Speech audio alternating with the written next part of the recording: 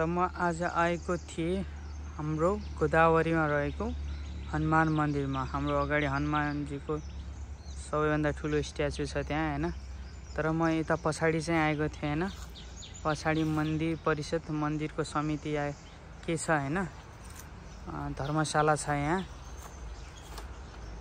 श्री वाल्मीकि धर्मशाला छ। त धर्मशालासँगै यहाँ चाहिँ अब एउटा राम्रो राम जानकी मन्दिर बन्नेवाला छ हैन। राम जानकी मन्दिर बन्ने आज मैले थाहा पाएँ। यो यतातिर भव्य मन्दिर बन्नेवाला छ। यो चाहिँ अब हाफ फेज कन्स्ट्रक्सनमा छ हैन। यो चाहिँ अब बजेट यसको लागि प्रदेश सरकारले पनि दिँदो रहेछ र पर्यटनबाट पनि आउँछ भनेर भनेको थिए मलाई यहाँको बाजेले भन्नुभएको थियो हैन।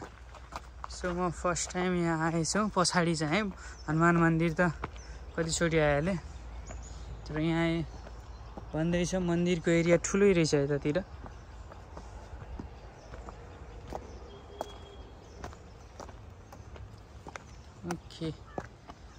ओके मन्दिर पनि ठुलो रहेछ। तल अन्डरग्राउन्ड छ हैन। अब एउटा यहाँ चाहिँ राम जानकी मन्दिर भन्नेवाला छ।